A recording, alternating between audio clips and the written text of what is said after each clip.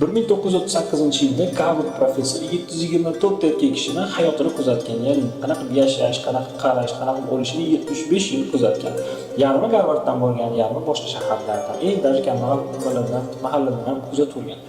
Maqsad eksperimentda bitta bo'lgan. Insonni nima rostdan ham baxtli qiladi. Bu eksperimentga $20 million ishlatib olishgan. Garvard tarixida eng katta eksperimentlardan bittasi bo'lgan. Har bitta tekshirayotgan insonni qonini tekshirishgan, davleniyasini, DNK deydimi, karyerada uspexi, hamma narsada hisobga olingan. Ya'ni даже inson agar shu inson kasal bo'lib qolsa, kasallikni qanaqa o'tkazishni tekshirib ko'rishgan. Insonni baxtli qiladigan narsa pul bo'lib chiqmagan. Ya'ni eksperiment tugadi, 75 yil o'tdi, pul emas. Даже odam erishgan narsalar emas, u inson mashhurligida ham emas. Bilasizlarmi nimaga?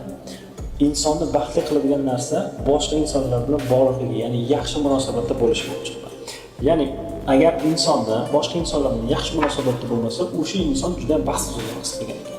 Kimdirli 20 yoshida yaxshi munosabatda bo'lib turib, keyin katta bo'lganda 50 yoshda yomon munosabatda bo'lishi mumkin, yoki boshida yomon bo'lib turib, keyin yaxshi bo'lib ketganlar bor. Yomon munosabatda inson bo'lganlar bular ko'pincha 40-50 yoshda o'sha dunyodan o'tib ketishgan ekan. Yaxshi munosabatda bo'lgan insonlar 80 yoshgacha yashashgan. Eng qizig'i, yaxshi munosabatda insonlar bilan yaxshi do'stlari, birodarlari bor insonlar eng ko'p pul ham topishgan.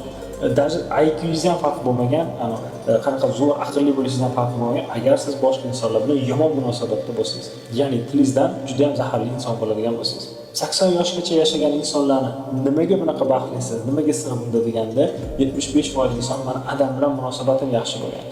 Ya'ni adasi bilan munosabati yaxshi insonlarni kamroq stress bo'ladi, uspexi, hayotdan qanaqadir zavqlanib yashashgan ekan. Eksperiment natijasi nima bo'lgan? Sifat haddan kolичествоni uradi. Sizda 100 ta, 1000 ta o'rtog'ingiz bo'lmas, 2 ta, 3 ta, 5 ta eng yaqin o'rtog'ingiz bo'lsin, o'sha inson sizni real ichingizdan baxtli his qilishga yordam berar ekan. Sizda shunaqa do'st bormi hayotingizda?